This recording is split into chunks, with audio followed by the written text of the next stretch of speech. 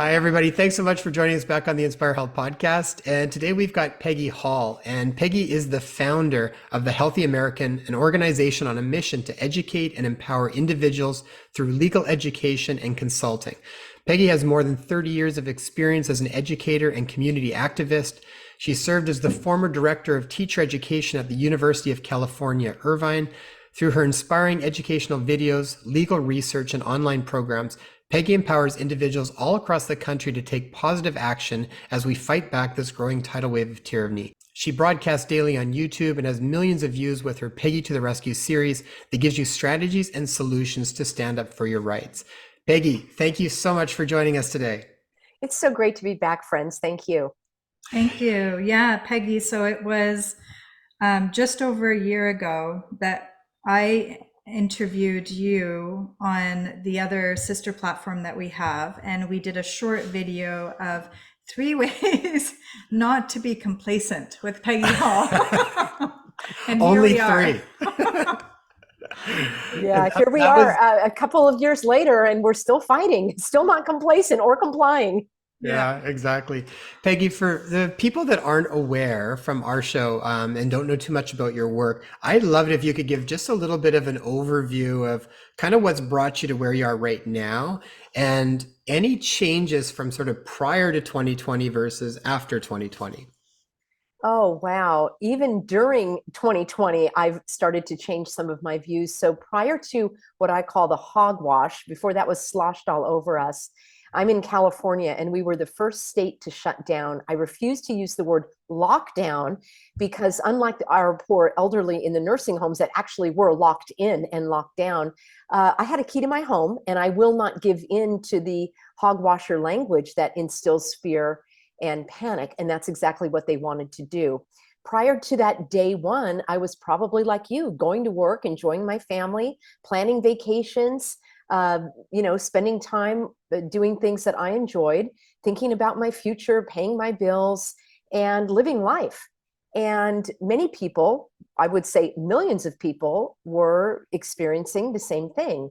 I didn't have my eyes on the city councils or the county councils or the state government any more than I needed to. I would grumble about taxes. I would raise my eyebrows when I would hear about another ridiculous law coming out of California, which was growing increasingly tyrannical and oppressive. But I thought, I live in a beautiful area. I have my family here. I'm enjoying my life. And I just didn't pay too much attention. I also want to say, from people who are agreeing with me and uh, understand where I'm coming from, that's nothing to be, don't beat yourself up about it. We elect representatives to handle all of that stuff. I don't want to be constantly seeing how much the county is paying the trash collector and if the contracts with the mental health facilities are have any legal authority. I voted. I let them run the stuff. And as long as the street lights were on, the water was running, the parks and the schools and everything else were open, I thought things were fine. Wow, was I wrong?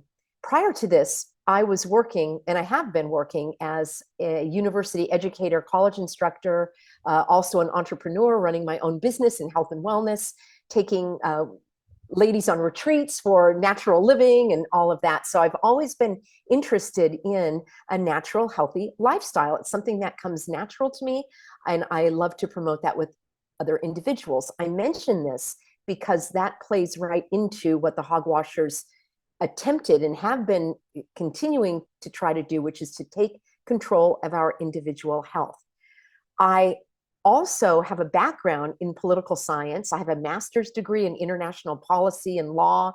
So I have my own personal fascination with societies, how they're organized, different political systems. I've traveled all over the world, worked all over the world. I speak 3 or 4 different languages. So I have always been fascinated by other cultures and travel and how people interact. My husband is a pastor, and together we have done a lot of what's called lay counseling. In other words, we're not licensed therapists, but we are prayerful.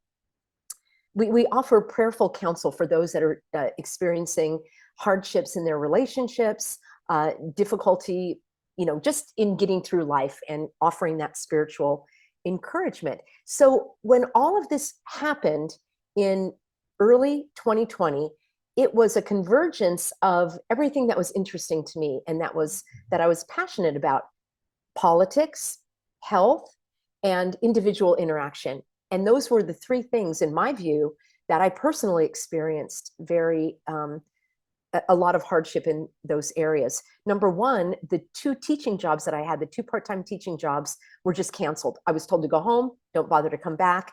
In fact, it turns out they never offered me another contract. I didn't even have a job to fight for because they closed their doors. And by the time they were back up and running, they caught wind. I'll bring you up to date. They caught wind of my activism. And I guess they decided it wasn't a good fit. Then I was running my women's retreats and doing some health and wellness products. And all of that was closed off to me as well, because the retreat I had planned was at a location that shut their doors. So the people had to have their money refunded. The health and wellness products that I was selling, that came to a screeching halt because of the supply chain issues. People no longer wanted to go outside and come to my events. So all of these streams of income were suddenly shut off. I'm a person of faith, but I had a faith crisis. I literally was crying out to God, sobbing, railing, saying, really, this is what you have? This is how I'm rewarded in my life for being faithful and honest and good and helping people. And this is what it's come to: no income, no opportunities, shut out from society. This can't be from you, God. This has to be from the enemy. And through kind of the dark night of the soul and help from other friends and family, they said, Peggy, you're an educator. You see what's going on here. Stop fighting with everybody on Facebook. Stop trying to show everybody on Facebook what's going wrong with all these shutdowns and the numbers are fake, phony, and fraudulent. Teach people about the law. That's your specialty. Now, I'm not an attorney, so I don't give legal advice, but I do give legal education. It's available for anyone to learn and share. And that's exactly what I did. So I created a YouTube channel called The Healthy American. And I made my first video called Why the State of Emergency in California is Null, Void, and Invalid. I made that video, and this is an important date. I made that video 60 days after the state of California entered its state of emergency. The law in California gives the governor 60 days for an emergency. Now, that's a little excessive in my mind, but one could argue that that's enough time to get everything in order, to fix what was broken, to make sure that the personnel and the materials and the resources are lined up. So it is a law, and we were under that law. But on day 62 or 63, when I launched my video, and today we are going on 3 years of this fake, phony, fraudulent emergency, which never, by the way, met the criteria under California law. These were falsified numbers. There was fear mongering. I call it flu mongering. And I made this video, and people from, oh my gosh, all over the world, because everyone around the world was suffering. This was a couple of months into this, 2 weeks to slow the spread, right? The first 2 or 3 years are the hardest. And people reached out to me they found me through my emails, through the college and so forth. And they said, how can I learn what you've learned? How did you know this about your state? How can I get my governor to follow the law? How can I get my county to stop instituting these measures? How can I go shopping without suffocating myself? How can I get medical care without being treated like I'm a leper? And that is what launched The Healthy American. Mm. It's a really wonderful platform, and it's. I mean, when you were talking about the dark night of the soul, I think a lot of people have. I know we had gone through something similar with that too, and it's like this existential crisis that people go through. But what it ultimately does is it feels like, at least for us, what happens is, like, once you kind of go through the intensity of it, you kind of then, okay, where am I being redirected? Where are my energies needing to be redirected, and what's the mission, right? And when you do that, then I think it all starts to open up. Like for you kind of, all of a sudden there's this aha moment around, oh, this is where my passions and also your training and expertise all amalgamate to then be of greater service. Yes, I love that word you said, the intensity of what we've gone through. And A phrase that I like to use is when people reach out for my help with their religious exemptions or to keep their business open, or I've helped many people navigate getting their green card and immigration without undergoing, I call it the needle or the cocktail. And what happens is, as you say, that intensity can be redirected into something that's good. Many people said to me, Peggy, I can't believe I'm going through this. I can't believe that this is happening to me. And I would help them reframe that this isn't happening to you, it's happening for you. Now, those can be empty words for anyone listening who has lost a loved one, who has a spouse that went ahead and got vaccinated, even though it was against, their wishes. They may have a child that's in college that went along with everything because they thought that they had to. Somebody right now is listening who is vaccinated, who regrets that. And that is something that my husband and I counsel people on, the vaccine regret, how to move ahead with your life. And I love your message here because it is all about empowerment. And it is about rising above and finding a different way. My message has been, I don't want the old normal. I certainly don't want the new normal. I want better than normal. And again, it may sound empty or trite to those that have had a great deal of loss, but the fact is you are growing through this. You are learning. You asked me early on, how have things changed? I feel so much smarter now than I did, 2-3 years ago. This was my area of study, my field of expertise. And I've learned so much in the last couple of years simply by rolling up my sleeves, diving in and educating myself on my rights, which were granted by God and should be protected by the government. And I know that is not happening, and that is at the root of my work. I would say that really, more than a legal educator, I'm simply an encourager. I want to encourage people to keep going. The number one end game of the hogwashers, as I call them, the evildoers, the bad guys, the controllers, the puppet masters, fill in the blank, is they want to wear us down so that we will stop fighting, we will stop defending, and it makes their job easier to do the clean sweep. Regardless of the result of what the end game actually will, whatever will occur, I am not going to give up in the meantime. I can't. I need to stand for truth and freedom, dignity, integrity. That is more important to me than a job, than a home, than family or friends. And heaven knows I've lost a lot of that stuff. But at the end of the day, the integrity and the knowledge that you've gained through this cannot be taken from you. The jobs come and go. As I say, people are going through a lot of hardship, and I want to be there to support them. I think that's beautiful, Peggy. And it's like once you start to work with this stuff, there is a lot of changes that happen in your life too. Like you said, a lot of changes with people that you love, with work, all of these types of things changes. And I feel like one of the most, at least what I found for us, is one of the things that we've done that I think has probably been the most beneficial for us has been able to fine tune things as much as we can to sort of continually untether in ways that we can from systems that would not allow you access to stuff as easily. So it's like, where can you untether so that you can actually pivot and be a little more spontaneous when stuff arises and okay, I got to move over here, or we got to do this.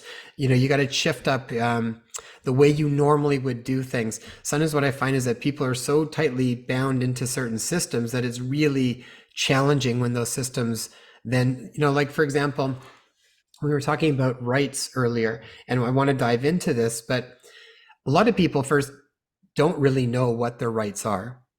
It's sort of this elusive thing. We don't really know exactly what that actually means. And sometimes it seems like it's different as what we think it means and then what's actually legally put down on paper. Like, for example, you had mentioned around the religious exemptions. Well, it's like, I know here, I had a number of patients that filed for religious exemptions so that they didn't have to have the inoculation, and then that got thrown out. and they got fired anyways because they didn't want to. So how do you even work with that? Like, what does that even mean? So sometimes when you know you've got a legal right to something, but that's not even being upheld, how do you work with that? What are you finding with that? And what are people coming to you around in that regard? We're finding that there are four main areas where people are being discriminated against because of their, I'll just call it their religious beliefs. I like to take the conversation away from vaccinated versus unvaccinated, because that's where these organizations will find their power. If for those that are people of faith or of no faith, because in the United States, you are protected with your ethical, moral, and spiritual beliefs. They all fall under the category of religious beliefs, but that's because the government in the United States recognizes that being an atheist is a type of religion because it's a faith. And someone who is a Muslim or a Hindu or natural living or pantheist or fill in the blank, you don't even need a name or a defined traditional religion to be protected. Your beliefs are protected under law. It just happens to be under the heading of religious protection, and that does rub some people the wrong way because they think that you're asking for permission. So I want to clear that up once and for all. You are stating your beliefs. You are not asking for permission. You're not sidestepping anything. This is no different than if you worked for an employer and you have an agreement that you'll show up to work Monday through Friday, perform these duties, and then you'll get paid. You can't just not do your work. You can't just not show up. You need to inform your employer. Hey, I would like to have vacation these weeks, or I'm going to be out sick today, or my car broke down. You're going to notify your employer of this change. So in this case, you're notifying your employer of your religious belief that presents a conflict with a policy that they have. I want everyone to understand right now, in the United States, there is no law that requires you to be vaccinated. No company can create a policy that violates the law. And the highest law in the land is the Constitution. And your state has a constitution. And there are additional laws that you are protected by. So right from the beginning, anyone who wants to invoke their rights to object to this policy, these illegal policies, and these are the four locations, whether at your employer, which would be the workplace. I call it the woke place in the United States. It's very woke, and they're literally becoming the fascist government. They're doing what the government can't do, and they're getting paid for it by our tax dollars. Well, actually, they're printing the money out of thin air. So it's the woke place. It is medical settings. So going to the doctor, going to the eye doctor, going to the dentist, getting any blood work, anything like this, anything from a minor, checkup to surgery, they're pushing this at the health care locations. And then for the military, they're doing it, and in colleges and universities. Now, I'll throw in another category, which is travel, although they've eased off that somewhat in the United States. Because these locations and organizations are things that people interact with every day. You've got kids that want to go to school. You've got people that are trying to earn a living. Many people are going to see their doctors, and then those that are defending us in the military. We're talking about millions and millions of people. Because the government cannot create these laws for you to be vaccinated in order to participate in society, they're pushing it down to the businesses. So I want everyone to know that you have a right to stand up against this. There are different approaches. There are some people that say, I'm standing up, I'm not going to do it, and I'm out of here. And then they'll quit, they'll find their own job, they'll become an entrepreneur. I highly recommend that. We've got parents taking their children out of schools. I applaud that. That's what should be done. There are students that are dropping out of college. I don't even use the word dropping out. They're finding something better. They're not wasting their time and money in these indoctrination centers. I had a very emotional phone call with a young man who said that he was subjected to transgenderism and pornography and animal abuse and all of these horrible, traumatic, tortuous types of movies and things to read in his critical thinking class. He was traumatized by this. He told me that he ended up having to seek, I wouldn't recommend anybody go to any medical center, but he was so traumatized that he needed professional help. And he said, and his even though he's an adult, his mother went with him to help support and speak to the dean of the school and say, why are they selecting these things that are so harmful for the students? So there's no place, no one needs to be in a college or university. So that's easy to get rid of. Those in the military have been standing up. But let me go directly to your question. You have a right of no consent to anything that is in conflict with your beliefs. You invoke your beliefs, your rights, and you inform your employer, your school, the military, your health provider, that this is in conflict, and I'm going to use the word religious, with your religious beliefs, practice, or observance. I'll give you an example of myself. I worship God by breathing. I will not, have not, and don't intend to ever willingly, or not even willingly, cover my face, suffocate myself under duress or because someone told me to do so. I'm not going to do it. I worship God by breathing. No one can refute that. That's like a Jew worshiping God by, with his certain prayers or not eating certain foods. You cannot force a Jewish person to eat a ham sandwich, and then if they say no, well, you just have to eat the bacon bits. No, you don't get to decide what my religious beliefs are. And that is sacrosanct in the United States of America. This was the only country in the world that was founded on religious freedom from the get-go. Other countries have adopted it over time, but we were founded on that belief. It's so important that it's the number one statement in the first Constitution. So everyone has that right. Now, here's what happens. People don't know how to express it.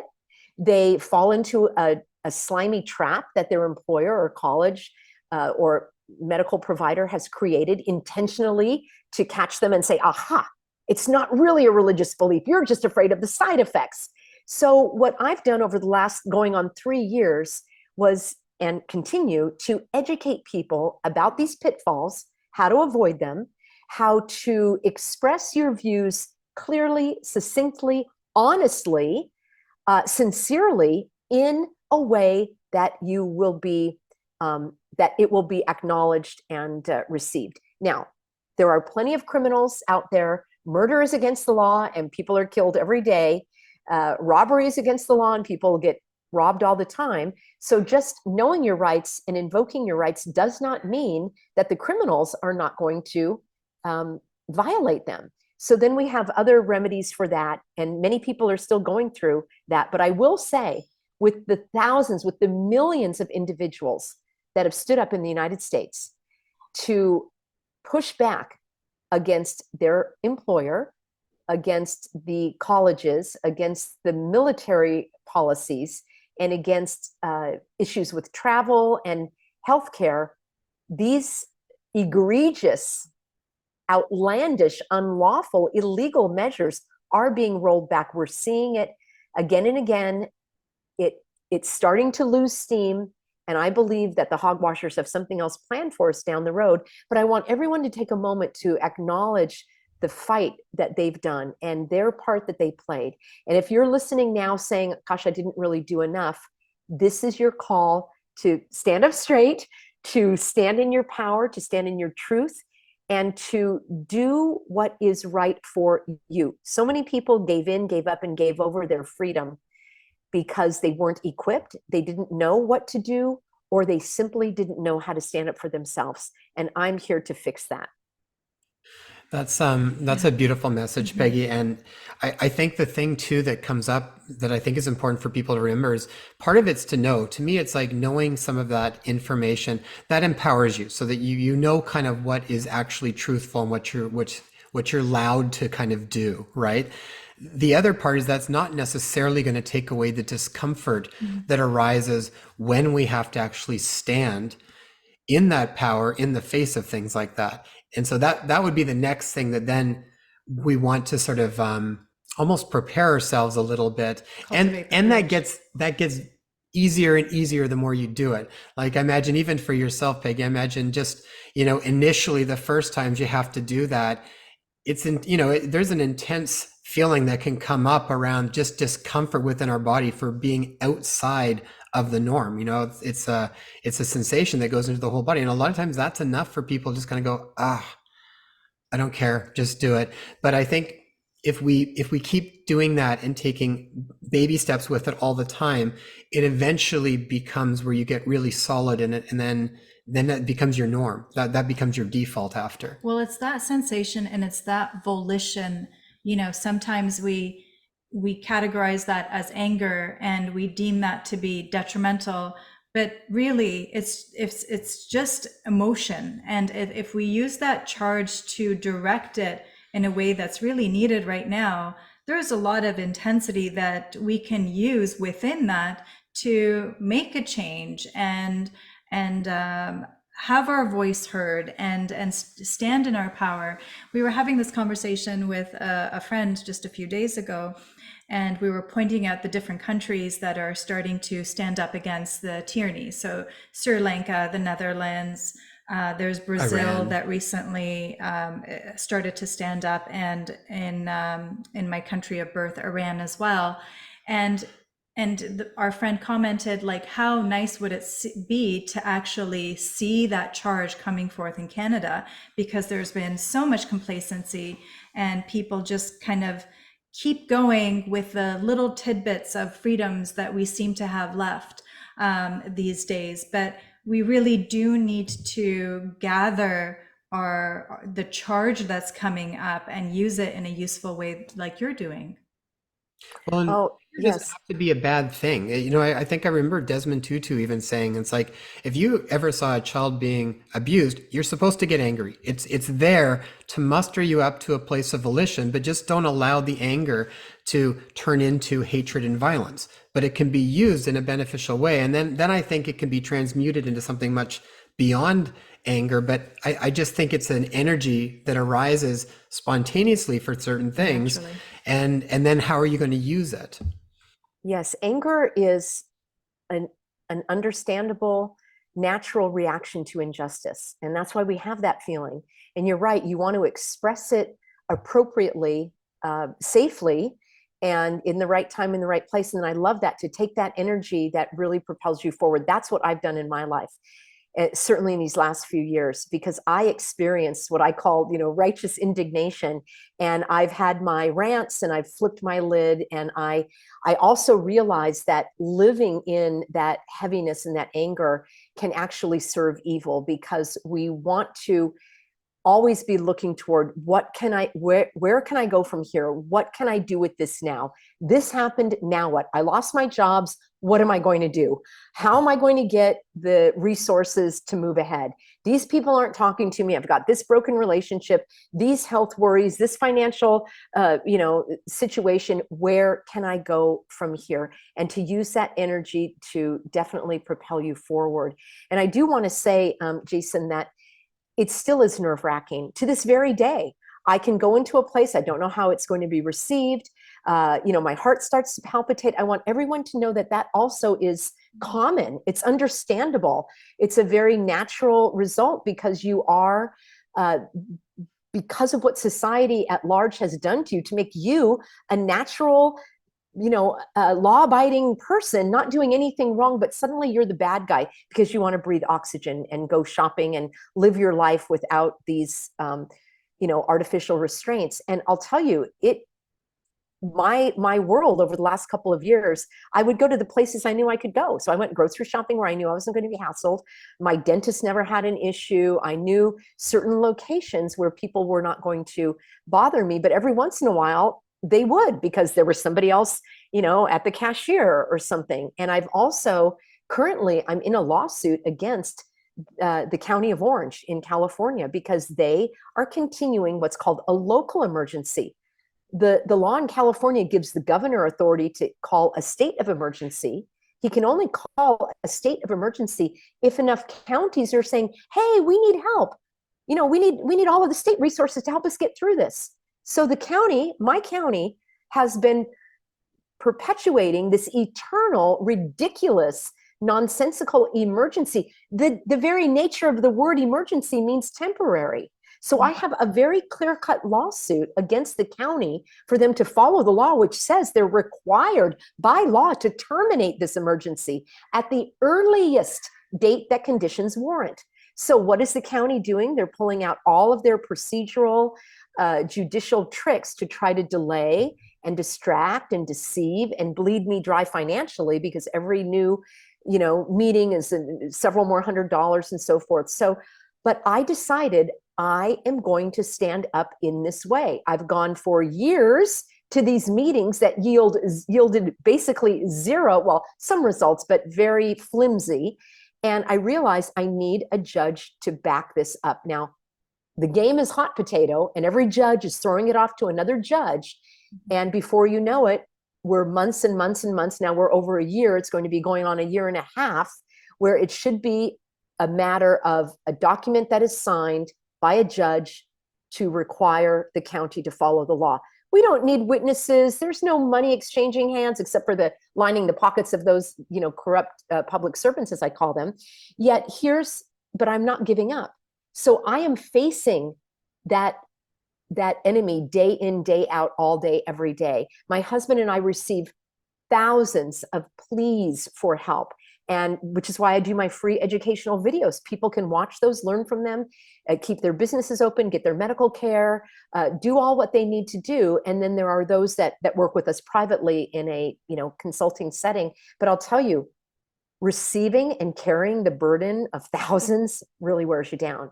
It's one thing for me, like, oh, I lost my job, but I'm reliving that dozens of times on a daily basis, crying with people who are single, the single mom who lost her job, who was put on unpaid leave at the hospital. And it got to the point where she couldn't pay her rent. So she went ahead and got jabbed, went back to work, and a week later they fired her. It's like, I lost my job and I got vaccinated. So friends, it's never worth it for you to give over your freedom, your integrity. I've told everybody I'm living in liberty. I have never given up my freedom. Because it can't be taken from you. You give it up. And I know that sounds harsh. And people are going to say, Peggy, you don't know what I'm going through. I've got my grandkids that I need to go visit. You're making choices. Everybody is making a choice. Either going in the direction of freedom and truth and honesty and integrity, or you're going down the path of giving over to the tyrants your freedom so they gain more power. That's it. I've not had anybody come up to me at gunpoint to inject me, all right? And I don't think no one I know has done that. They have been coerced. It's not easy. I'm not saying it's easy. But is the other choice easy? That's not easy either. We were listening to something just the other day, and just what you said came up around it too. And it's actually these meditations that we'll listen to. And what came up was the idea of, a lot of times, is someone actually controlling you, or are you letting someone control you? I mean, very different place of where you position your power with it too, right? And feels completely different. So I think if you can recognize, like you just said, that we really give it up, right? It doesn't mean the choices are easy. I mean, I think anybody on this side has done a lot of very difficult choices.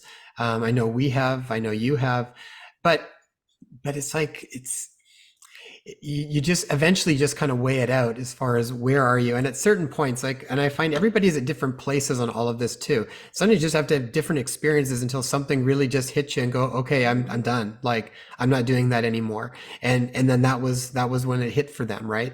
So, but I think that idea of like, we're not necessarily, someone's not having to control you, but are we letting it? And if it means we let it, then what does that mean to not let it happen? What would we have to do? What choices would we make that would be different? Yeah, absolutely. Those in power want to gain more power, and they want to take it from you, but you do have these, it is your power, it is yours to hold on to.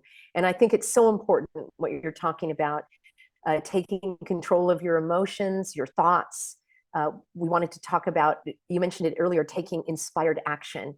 And that's something that has set me apart from a lot of those in the freedom movement that are saying, and it's understandable, to each each person has their own way of standing up. And not everyone is going to have a podcast or go speak in front of the school boards or make videos or have a Substack, go to protest.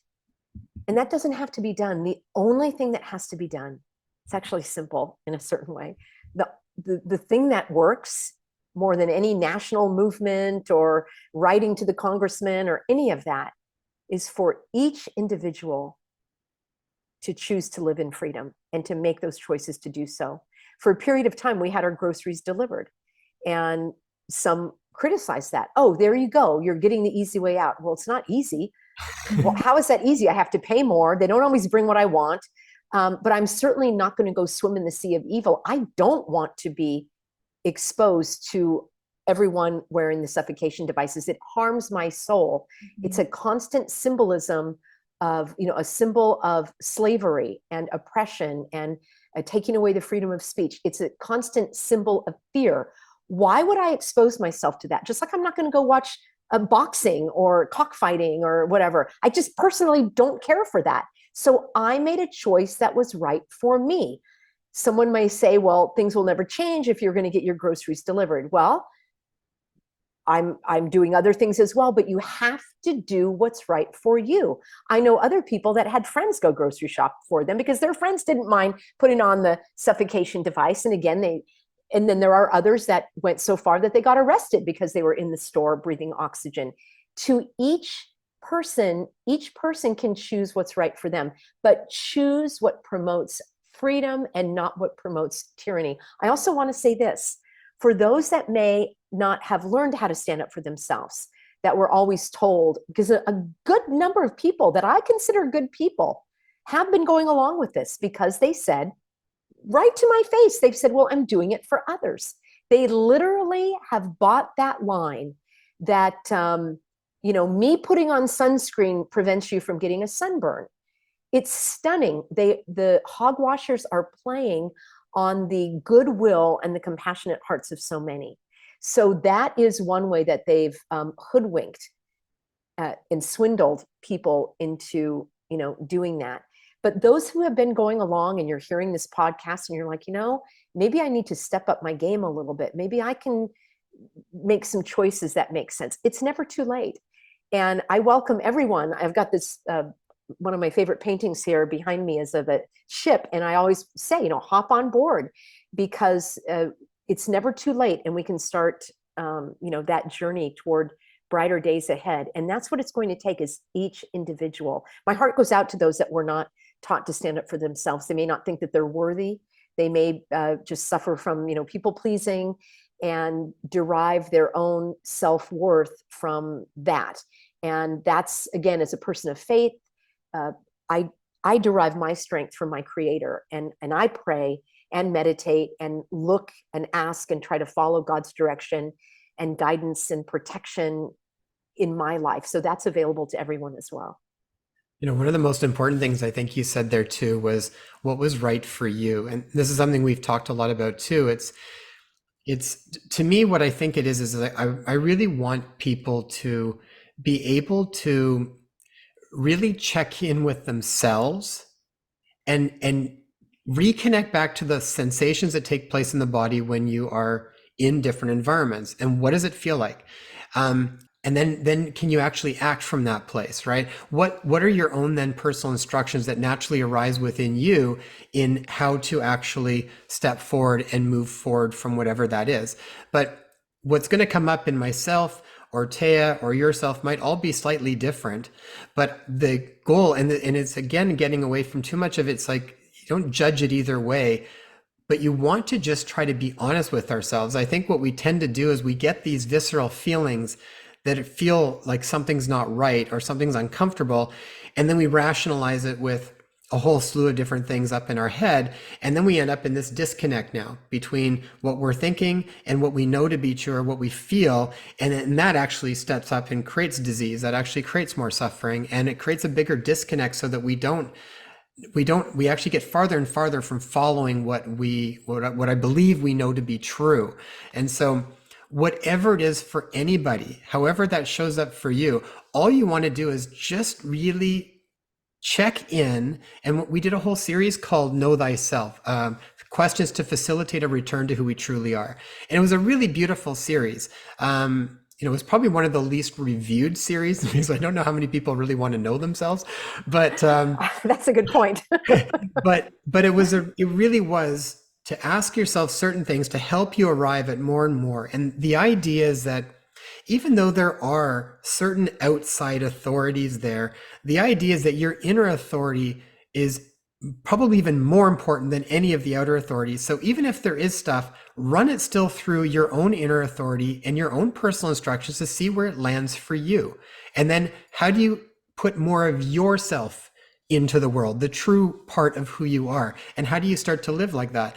That to me is what's going to ultimately bring this world into something really new. Because I honestly feel, Peggy, like we're all pioneers right now. I mean, we are really like, what is not working and what maybe could, I mean, we've talked about this lots with school because our kids are we take them out, they're in a completely outside of the curriculum sort of nature school. And honestly, Peggy, like even when they look at like, they had a bit of a review with the kids the other day, which is so funny because it's like small little they're outdoor all day long and they're interacting with the teachers all the time. But it was like we were going through what some of the things that they were looking at to basically see how they were doing, right? In their development. And so I don't even know exactly what it's like in regular school systems now, what they look at, but I know it's not this. Some of the ones that came up were like common sense was one of the things they looked at. Awe and reverence was one of them. Almost makes me teary when I think about it because I just think it's so beautiful. Quiet mind was another one. Gosh, there was like about 7 of them, but I'm looking at it, I'm just like, I just felt so blessed and I'm like, that so speaks to my heart where it's like, that developed out of a desire for people wanting something different. So what I so loved about it was, it wasn't really trying to, and again, everybody's got their own piece of it. So I'm not saying this is right or wrong, but for us, what was exciting when that was all coming up, we just knew we didn't want to be a part of that. I didn't want to try and fix it. I didn't want to try and fight for more things because I really didn't think it was going to make that big of a difference. I wanted to focus on, well, what do we want for them? Let's see if that's there. And literally it popped up. And I mean, it could not have been a more beautiful place for them. And in the process of that, I'm like, what an amazing template, that's being developed as we are doing it, almost doing it together with the interaction with the teachers and the parents and what's coming up. And I mean, I also feel like, are some of the things that were valued in the old systems, are they still a value right now? Maybe they had a place in a certain time and humanity was at a certain state of consciousness where that made sense, but what are we moving to? So like you said, I don't want normal, I want better than normal. I want like, what's going to be beautiful? Like what's really going to be in the highest good for the world, for our kids? Like what do our kids need to, what are the things that we need to foster? And then that's really going to set the stage for what the potential could be. And what's interesting is, having explored the metaphysics aspect of this global shift that's taking place, we can look at them as evildoers, as Satan's children, or Satan itself, or we can really see them as the catalyst that is going to draw us to our highest potential. And that's really what we're finding more and more, because that push that we are all getting individually and collectively is essentially pushing us through discomforts while we are all giving birth to this utopia of how do we actually want to live? Like, how do we want to raise our children? What kind of interactions do we want to have? What kind of communities do we want to build and create together? Do we want to, like we've talked a lot recently about this, and this has been a catalyst for us in creating this Inspire Life Multiversity now, but it's like, how do we want to step out of conflict and competition, and move more to collaboration. And move into collaboration. And we've talked about this with previous guests as well. And some of them have said, well, maybe there has been a place for healthy competition. But in my heart of hearts, Peggy, I don't feel like that's the case. You look into nature, there's no competition. There's collaboration. The roots of the trees are continuously communicating with one another and nurturing and taking care of each other to see if I have true nourishment as a tree today and you don't, I'm actually going to give some of my nourishment to you so that you can use it. But this is all a movement that's happening due to the craziness and the chaos that's surrounding us right now.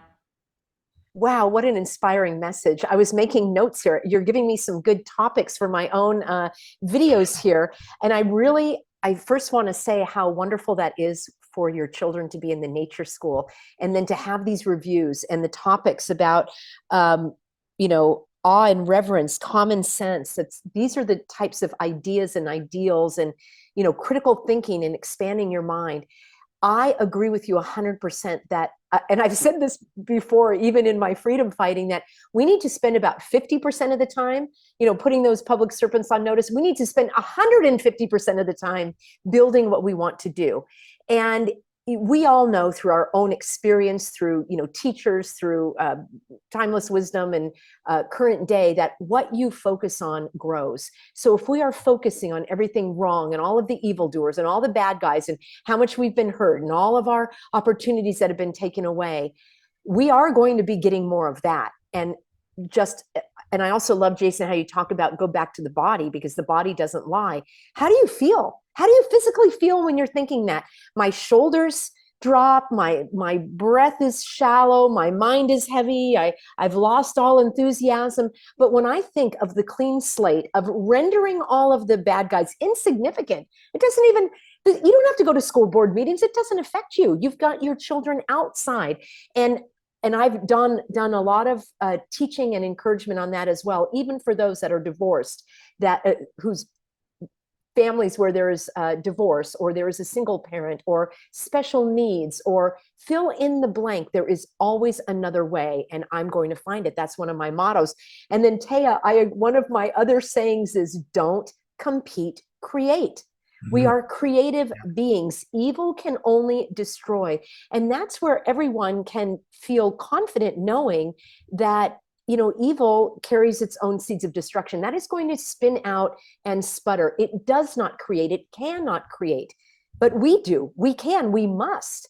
And that really is one way that we keep our morale high, because when you're focusing on something that you have to look forward to, when you're engaging your intellect, your desire, your skills, your experience, and creating developing new skills, moving forward, I agree with you. I think it's a thrilling time and to be alive. And when people can, Jason, you talked about that, change your perspective. So it's not us against them. They're actually pushing us. We're getting a little bit of a boost because we don't want that. We're going to be moving forward. And that is the only way. And I also want to say this. You don't have to do it alone. You don't have to do it alone. You've got your children in a school with others that are of like minds, maybe some different perspectives, but you're not doing it alone. And for those that may be listening to this podcast saying, I've lost my job, I've lost my family, I moved thinking it would be better, now I want to move back, I don't have the resources.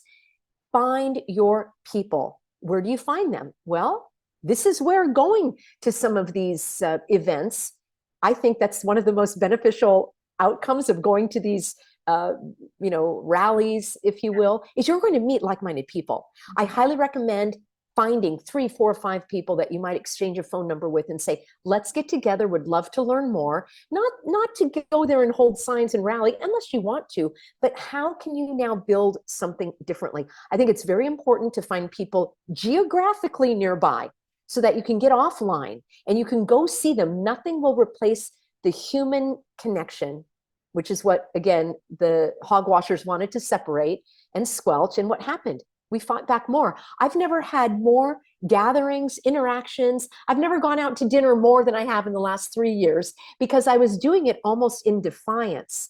And I want to also just leave with this comment. About a month ago, a few weeks ago, we had our Thanksgiving here in the United States. And we had about 20 of my Healthy American friends and family together. we had so much fun laughing and sharing food and telling jokes and playing games. And for a moment, I just was frozen in time looking at this gathering, and I knew no one, no government, no tyrants, no one could ever take this away, because we will find a way. We will gather, we will laugh, we will share food, we will grow.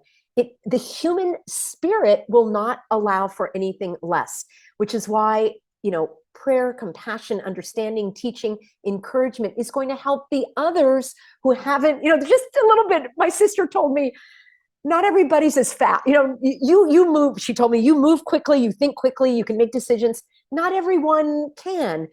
Others take more time. They need to think it through a little bit more. So be patient, because I was frustrated with those that weren't coming alongside me. And she said, give them time and welcome them on board with welcome arms, because these are the very individuals that we need going forward. Those of us that knew from the beginning, from the get-go, this was like not right, we already know that. We don't need to keep having these conversations. We need to enlighten and encourage and empower, educate others, hop on board.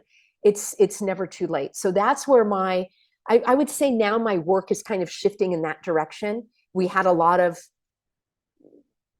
first aid that needed to be done over the last couple of years of saving jobs, saving lives, saving businesses from going under. And people are on relatively stronger footing now. Let's expand the message. We don't want to go back with our heads down like I was 3 years ago. Let's stay aware. Let's use this opportunity, create those lives. And I'm telling you, people are doing it. It is thrilling. I'm hearing lots of success stories. And I want everyone to know that that's available for you as well. Awesome. Beautiful. I wonder if we can quickly touch on a couple of things that we were talking just before recording. The lawsuits that are taking place and the inquiries, north of your border happening in Canada here, as we don't get into too much of it. But once in a while, you'll see it pop up on social media, and we'll take a look at it. So here, for example, the inquiry that's taking place for the Freedom Convoy that was shut down for the truckers, that was completely shut down, and bank accounts actually frozen here in Canada, and we're seeing this playbook take place in other parts of the world as well. Too, right? And but so the Prime Minister of Canada agreed to holding an inquiry. So now an inquiry is taking place, and the judge that's actually been appointed by the Prime Minister to oversee this whole thing is a big supporter of the Prime Minister and the Liberal Party. Having said all of that, as we're looking on, Peggy, and I would love to hear your take on what's happening in the States, but part of it is standing up and fighting back, and we're seeing some of the things that have been pushed up to date actually take a bit of a backseat, or mandates being dropped because people are standing up. However, as we watch the inquiry, for example, and some of the events that have been taking place and some of the footage that is being shared, Jay and I can't help but think that the whole thing is it's such a gong show. It really, you're kind of watching the whole thing, and I can't help but thinking, possible? Nothing's going to come of this. It's like you're fighting the system within their system, where judges are bought, or there's they're part of the same team. But you just wonder, I guess what you just start to wonder is, I understand up to a point where it's like, that's kind of the route that we need to go sometimes. But I mean, you're right in it too, and you're seeing like the delay stuff, and it's costing you more money to kind of keep it going and everything. Or they change laws, or they drop the mandates, and so therefore the trial is completely dropped as well, because the mandates have been dropped. Whereas, we talked about this, it's like, oh, so if you're assaulted and the person is no longer assaulting you, but you have a court case in the courts, do you then have that eradicated, or has Is the person still supposed to be held That's accountable? right. Right. Exactly. I guess it's sort of like from your perspective with it, what do you Yeah. think is going to end up happening with it? Like, I or guess it's like, is even part of it for all of us to recognize, for yeah, the masses to recognize that all of it has been corrupt. or that there's a new system needs to be Yeah. created around all of it because you just sort of almost see the sometimes futility in a lot of it. Well, I like how you put it, the gong show, and that is really funny. The word that comes to mind for me is charade, meaning, I would describe that as it looks like something's happening, but nothing is really happening. And the benefit of making it look like something is happening is that most people will say, oh, good, look, something's happening. I don't have to do anything. It's all being taken care of. Thank goodness justice will be served.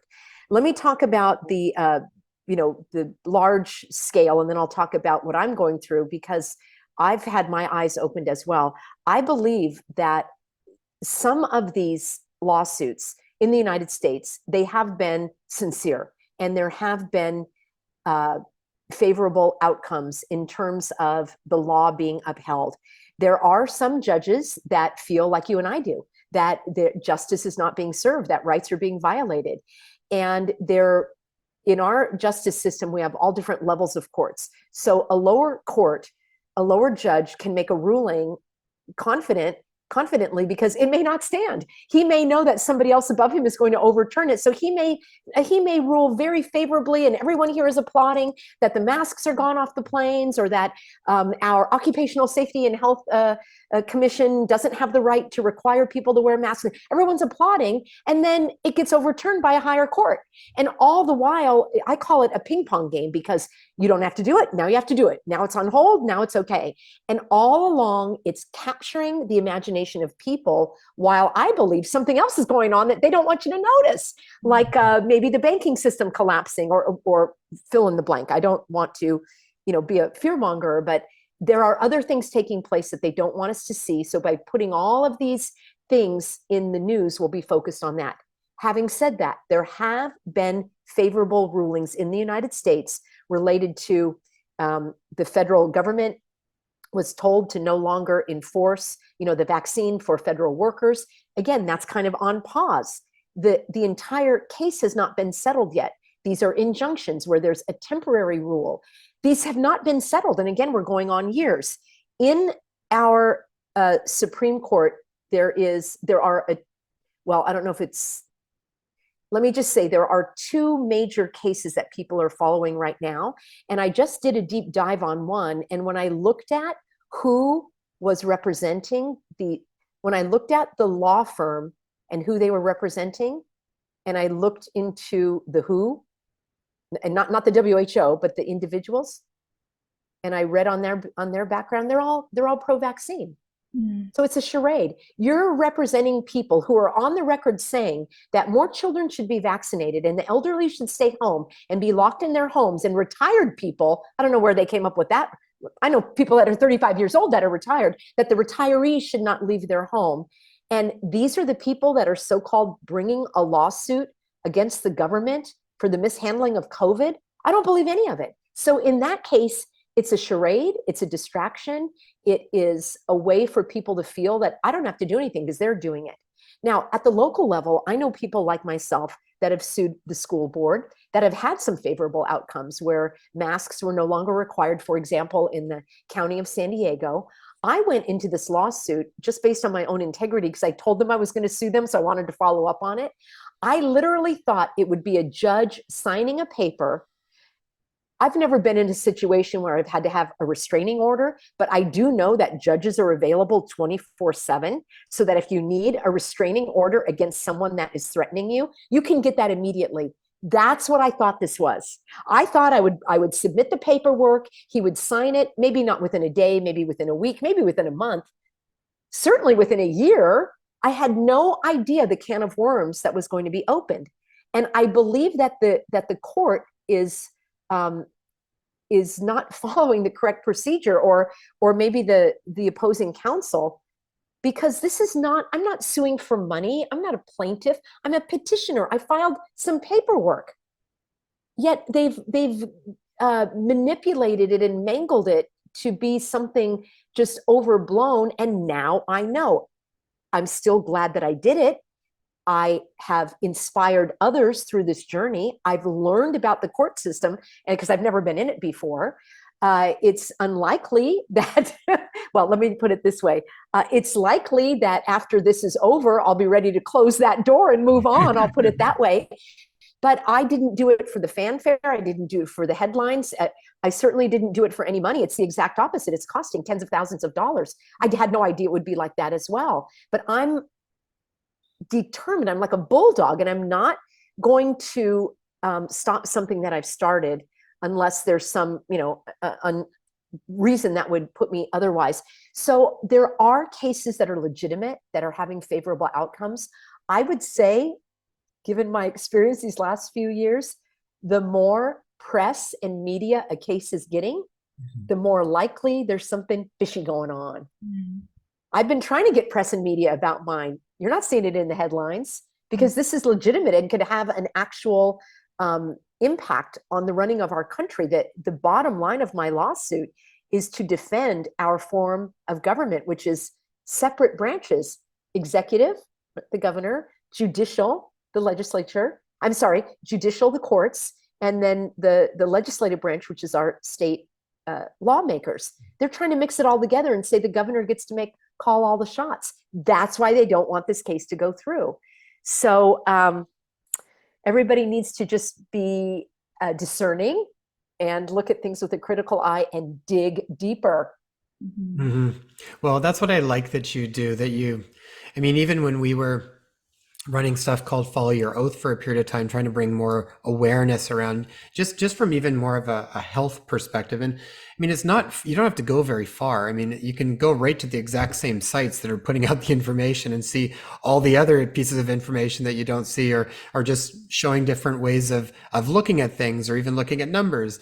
And there's tons of papers that would never get the light of day. But when you do take that extra couple steps, it all just seems like just an illusion, because there's so many more layers to things. But I think that's part of the problem, though, is that most people don't have the time or the patience, or even where to even start with it. So part of it, I guess, is that's just where different people have their jobs. Go check out Peggy's channel. She'll do that because that's partly what she's trained to do, and she's passionate about doing, right? And that's what he's there for. So it's like, I think, like, find some of these people that you trust and that you can go and get kind of like because right now, it's not that I think you have to know every little piece. I think you need to know enough to just question things and to return back to yourself and see where it lands for you. And I think something else that we've been hearing people say is that, well, of course, this person is talking against the mainstream narrative because they're making lots of money for it, or they're making, they have this and this vested interest. And it's like, no, if you really paid attention, our platform as well costs tens of thousands of dollars, and we're currently paying for it out of our personal funds. And you're doing the same. And I know, like, for example, Dr. Northrup's supplements that she was actually sending to Canada is no longer allowed. And so there's so many people who are taking a hit financially, but we're ultimately stepping up and choosing to do what we feel is right, because ultimately the future that we're moving towards is going to collect all of us, including our children, and we want it to be a better world. So it's not that there is financial gain at this end, folks. There's definitely financial hits, but I have to say, we're so much happier than if we had continued our regular jobs, been under those regulatory bodies that were coercing and forcing things that were not in alignment with where we're at. I feel like this could be the cost of freedom temporarily. And because of our faith and our trust, we know that where we're moving to it already feels like we don't have to necessarily even talk about freedom, because I feel like we're living it. We're in it right now by simply embodying what that means in the here and now. Yeah, and I think that's sort of part of what we sort of chose to do anyways. And it's like, you kind of have to be doing it to really have a taste for it and have that tangible experience so that you know that there's something that's important to move towards, right? Um, yeah, I mean, and as far as for even, it caused you to reprioritize things. We reevaluated everything. So how we wanted to live, we've got little kids. We've got a 5 and a 6-year-old as well as an 18-year-old. So it's like, also like, how do we want to be living with them? And, we really sat and reevaluated everything and sort of relooked at like, okay, well, what does that mean then? And if we're really being drawn to do something, how do we put that in action? And then, then you either are at the right time where, how I often think of it is like, you don't want to push yourself sometimes to do something when you genuinely are not ready for it so much. I kind of feel like it's like this teeter-totter. It's like when the excitement for doing something and the desire for doing it starts to get stronger than the fear of doing it, then you're ready to make that leap. And then I think things start to line up for you. And they do. I mean, I feel like we're constantly still blessed. It's like the right people come along, the right opportunities will still come along. I find like, it's like one of our friends has said, just know that you are held. And it's in that feeling of knowing that you're held that gives you the courage and the confidence to kind of make the next step and to make the next step and do it piece by piece. Don't try and plan too far ahead, because I don't think you can right at the moment. I think you have to be able to pivot and be spontaneous and really dial into your own personal instructions on what they're telling you to do. For other people, that's not what they're being told to do. So don't do that. Just because that's right for me or for Peggy or for Taya does not mean that's your personal instructions. Figure out what yours are. That's really what the whole thing is about. I like that. And there are ways that people can do that. One thing that I really encourage people to do is to turn off the news. Mm-hmm. And I know that has been an explosion outside of mainstream media with podcasts like yours and the live streams that I do and Substacks and all of that. And it's fantastic for people to stay engaged and to stay alert and aware of what's going on. But you've got to take time outside of that world and spend time doing what you love, what you enjoy, exploring those things, and finding that enjoyment in daily life. In the very beginning, I did not sleep, I did not eat, I did not exercise, I didn't do the laundry, I didn't, as I said, we had our food, we had meals delivered, prepared meals. I didn't cook, I didn't do the laundry, I neglected everything literally for a year. I was sleep deprived. And as I go back and look at some of my earlier videos, it's like, wow, I had a bad night's sleep on that one. And I was so much in the frame of, I didn't realize I was living in that panic-stricken state. I interpreted it as high energy, and I have a lot of energy, but I was actually operating on adrenaline and cortisol, and I was leading myself into a complete rundown. And I did. I got to the point where I was at the computer hours and hours a day, researching, everything that's required, right? Building the website and the videos. I had frozen shoulder. I finally, a year into it, one of the freedom fighters is a chiropractor and alternative practitioner. And I said, I have got to come see you because my body is falling apart. And he said, if you don't take care of yourself, you will not be able to continue to do this work. And I wanted to argue, but I can't, I don't have enough time, and it's urgent. And he said, others will step in. It's not all on your shoulders. Let's take care of your shoulders. And that was a turning point for me, literally a year into this. So I just want to encourage everyone, as you've been doing, to take time with your family, with what you enjoy doing. And for every hour of the doom and gloom that you're consuming, you've got to spend 2 hours of the light and bright, of the positive, where can we go from here? And I'm telling you, that has been a game changer. It is a game changer. I'm still looking for that balance. I still tend to work a lot because I enjoy it and it's my passion, but I have been consciously spending time exercising, creating healthy meals, getting out in nature, spending time with my animals, connecting with friends. I think once or twice in the last year or so, I actually went to a concert. So doing things as aligned with how you want to live as possible is going to give you more power. And the thing is, all of this stuff is starting to backfire. We can see it. It can't be supported. The more that they push, for example, on the vaccines, I've heard from so many people that we helped, doctors, anesthesiologists, nurses, respiratory therapists, saying, Peggy, I used to get the flu shot every year at the hospital. I'm never going to do it again. Not only am I not getting the COVID shot, I'm never going to get a flu shot or a tetanus shot or a hepatitis shot or fill in the blank. So it's backfiring. They're pushing so hard in the California schools that the number of students enrolled has dropped by about 1 million. It's backfiring, and that I applaud. These are sometimes, as we've talked about, difficult choices, but they're important choices, and they're your choices. Everyone gets to choose. Yeah, awesome. I wanted to, since we're talking about things political as well as critical thinking, I wanted to touch on, DeSantis in Florida and our version of DeSantis, Danielle Smith here in Alberta, Canada. And the comment that our friend made that we spoke about briefly before starting the recording is that, something to consider. Why are they gathering? They have access and control over all the information that's being shared. So why is it that there is such a large following and allowance to be able to see the messages of what's going on in Florida and what's going on in Alberta? Why are they kind of corralling everyone, all the truth seekers, into that state and that province? So anyway, I thought that was interesting, and I don't know if you have anything to add to it with regards to what's going on in the US from what you've been seeing.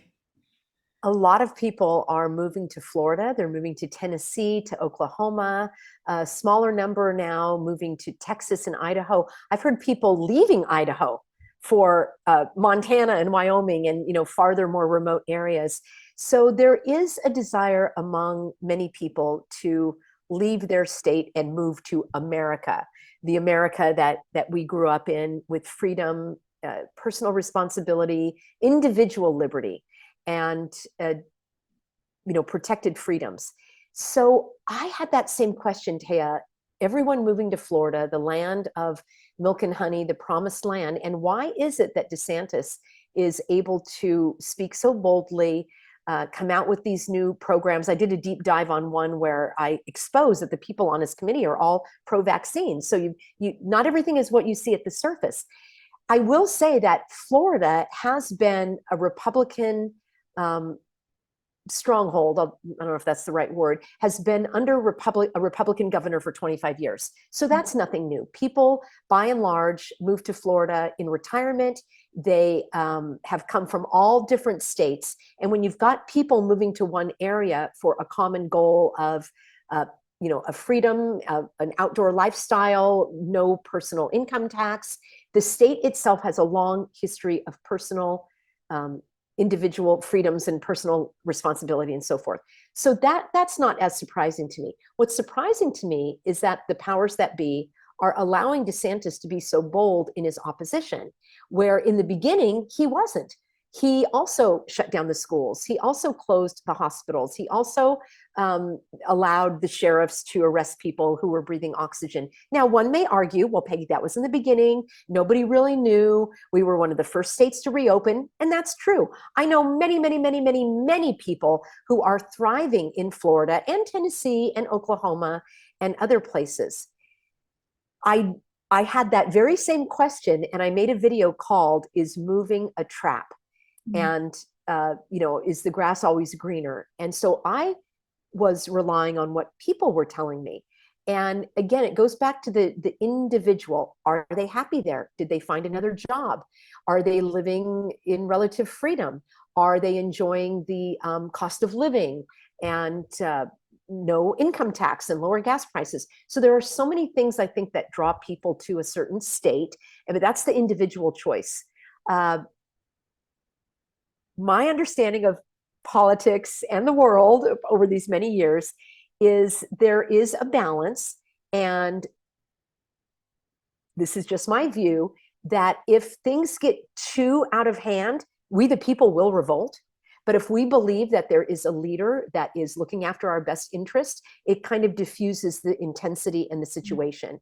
So if everybody believes that they have the promised land to escape to, they're not going to stay and fight in their own state. Not that they need to, and I'm not promoting that at all. You can fight anywhere. In fact, many people left Cuba for Florida. Why did they leave Cuba? Because they were living in communism. Am I going to criticize them? No, that was their goal. They could fight Cuba in some ways even better in Florida than in Cuba because they had more freedom. So everyone should be where they feel best. I'm not giving any commentary on that other than to say the balance of power is constantly, in flux, because it's kind of like good cop, bad cop is another scenario where sometimes those in power will use that. They'll do that with attorneys too. One is coming out at you really forcefully, now that I've learned in these court settings, and the other's trying to be your friend. Well, they're trying to be your friend to get more info. I don't think anything's going to happen physically where everyone goes to Florida and they're going to pull the plug and Florida falls into the ocean. I don't think it would be anything like that. I think it is just a natural shift in the balance of power. And it may be that they want people to flee California, Oregon, Washington, New York. So then those resources in those states will be much easier to control. California is incredible, unbelievable. The natural resources, the water, the minerals, the agriculture, the people that can be used, to work in all of these industries. Yes, of course they want to control that. I don't know about Oklahoma, haven't been there, but I'll just say it's not the world's 5th largest economy like California is. So of course they're targeting California. Maybe they're allowing people to go and have their hopes and dreams in these areas to let some of the steam escape from the pot. And the way I look at it is, if people can get some years of living in freedom and find their footing so that they can create these communities, I'm all in favor of it. And if you need a little breathing room and elbow room where you can do so, go for it. Yeah, I hear you on all of that. And we know some people even that were living in Quebec that are out now in, is it Tennessee? Yeah. I think it's in Tennessee, and they love it. They found an amazing place, and he's similar naturopathic doctor too, and kind of moved out there with his wife and who was American, and they love it, and like they're so happy they managed to get out. So it's ultimately it's like, and we tried that too. We left for Mexico last August when things were getting really tight here, and it's like yourself, Peggy, like I just didn't want our kids to be surrounded by this, like I didn't want that to be part of their acceptable reality. And so we left for Mexico for a period. We honestly didn't know how long we were going to stay. Well, we weren't able to come back. After a few months, we weren't allowed to come back because Canada had laws around only being able to come back in if you have the passport. So we stayed there until that ran its course. And then that opened up, and so we were there for almost a year. And where did you go in Mexico? We were down in Playa del Carmen. And we still it sounds awesome. We've thought about that too. It seems to us that Mexico is a good, ironically, because we have so many Mexicans coming here, and oh my gosh, it's such an important part of California. I mean, it's just, I'm immersed in it. I love it. Love Mexican culture, all of that. It's a natural extension for us to go to Mexico. And I said to my husband, at least if we move to Mexico, we know that it's a totalitarian government. We don't have to witness the takeover. We know that there's no freedom. So that's okay. I'm good with that. Right. I just don't want to witness it. Absolutely. It's not hidden. It's very overt, and people know it, and people speak of the cartels, and they're, oh my gosh, what an experience. It was an experience. And it was also kind of fun. I mean, our kids went there. They actually went to a very original, like, jungle Waldorf school and had like the most amazing experience there. We met a ton of really amazing people that lots of people were leaving in the time that we were there. There was lots and lots of people leaving Canada, the States, as well as many parts of Europe, coming to Mexico for the same reason. And these are people who would like get up and leave and sell their house, sell their business, or leave their business. And Yes. so like lots of movement happening. And then what we see, how it's being depicted on social media oftentimes is, why are so many people leaving Canada? Oh, it must be because of the cold weather. Or Oh, it the must be. cost of It's like, the cost no, of living. actually, Right. Exactly. We Well, saw I one think little dog, I I do just laughed. I do think that Latin America is going to be rising as a very strong economy. You just look at the cycles of things. Things wear out, they run down. You may have a neighborhood in a certain part of your area that was really nice, and now it's kind of a little rough around the edges. Things just wear down. And it may be that North America is wearing down and something else will rise. There will be, Malaysia is up and coming with all of their technology. And so I think that's okay as well, as long as it's based on freedom. I don't think that has to have a geographical boundary. And freedom is written on the human heart. I mean, we seek that because instinctively, being oppressed, leads to misery and death. So we seek those freedom. And I think it's thrilling to hear that people are making these moves. I'm all in favor of it. I probably have said I'll be the last person left in California, but at least, emotionally and spiritually, I'll be here. But people need to go where they need to go, especially families with young children. I love what you said, Taya. You've got to take into consideration what they're being exposed to at a very early age. And then, wow, they will have stories to tell being on the front lines of this revolution. Oh yeah, Yeah. they still do. Yeah. It's really funny. Peggy, I know we've taken up a lot of your time And here. we really appreciate it. We always love chatting with you. Yeah, this Thank is really you. fun. Maybe just in closing, maybe just one or two suggestions that people that want to Step out of really the illusion. step back into their own power and become the masters of their own life, what would you suggest? Couple things that people could start to do right now. Okay, I want everybody to grab a notebook and a pen. I mean, you don't need to right now, but everybody listening. And I want you to just do an honest inventory that no one else is going to see. And I want you to write down all of your skills, your talents. And if this is difficult for you, think about how others have described you. Are you a doer? Are you a planner? Are you creative? Are you resourceful? Start to think about these words that you want to focus on. And then I also want you to make a list of all of the dreams. If you could, if anything was possible for you, regardless of money, time, location, resources, what is it that you would like to do? I've done this exercise with our clients in our VIP religious exemption course, and they've told me that was one of the most valuable things. As I asked them, what if your job just ended through no fault of your own, because jobs always come and go? What is it that you would do now? What would you do next? And I had people say they wanted to open up a pet grooming business. They wanted to do organic gardening. They wanted to be an auto mechanic. They wanted to be a physical therapist. They wanted to paint. They wanted to be a chef. I mean, it runs the gamut from, skilled labor to creative arts. And these are things that people have held back on in living their life because they were earning a living. Maybe society didn't open those doors, or they felt the doors were closed. And this is an opportunity for you to get back in touch, as you were talking about, who you really are, the gifts that you've been blessed with, your talents. This is the time to explore those. And listen, it doesn't have to cost a penny. People will say, I don't have the money to go back to school. I don't have how can I start a garden when I don't live there? There are so many opportunities for online learning, for collaboration, for teaching others what you know, like we're doing right now online. And these things can be done for very little to no money. I've heard of people that were shut out from their jobs. One individual in particular was working for a county. And again, the government agencies have been the worst in terms of discrimination.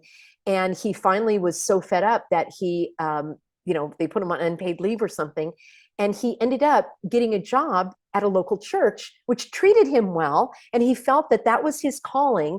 And it was something that he never would have thought of otherwise, but that opened up. The number one is to allow yourself to be open to these new ways of living, and to also put in your mind, because I know it happens to me as well. And I'll say, well, um, you know, it's never going to be as good. Why did this happen to me? Why now? Why this? And my answer or question is, why not? Why not you? Why not now? And where can you go from here? Now, you may be saying, there you go again, Peggy, you're far too cheerful and optimistic for me. This is kind of rough going. But just starting this exercise, getting back in touch with your goals, your dreams, which matter. And then the second thing is to, I want to give 3 things. So just spend some time getting back to you. And then what can you do with baby steps toward that? And then number 2 is, and it's not in that any order, but be connected with others. You'll be amazed that someone you meet may have that missing piece to your dream. I had a situation counseling somebody that was working at a nursing home, and she didn't want to work there. At this time, it was just because of the masks and the testing. It was before the vaccines even came on the scene. She said, I can't do it. I can't do my work. It's oppressive. I need to be able to speak and smile and see my patients there. And then I had another caller saying that her mom was in one of these nursing homes and she wasn't able to meet her mom. So the 2 of them were able to come together, and the woman quit her job to become an in-home living, I don't know if I'm saying it right, a home health care giver in the woman's home, because she said, I'd love to bring my mom home, but I work all day, so I can't bring my mom home. That's why she's in the nursing home. I said, I've got somebody that can come live in, and she wanted to leave. So you've got to expand your connections. It's a big world out there. There's lots of people that believe like you do. And I'm a big believer, like for my live streams, I hope everybody will watch at 5 p.m.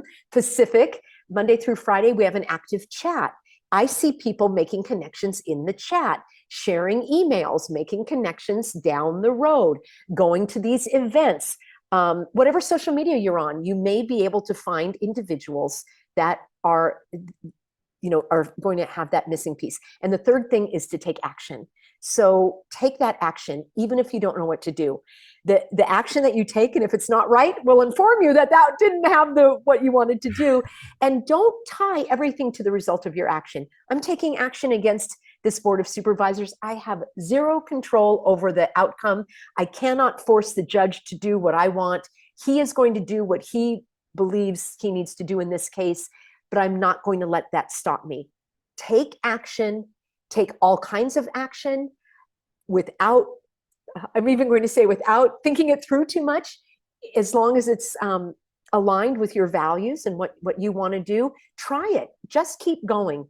And those are my tips as we close out. I think that's wonderful.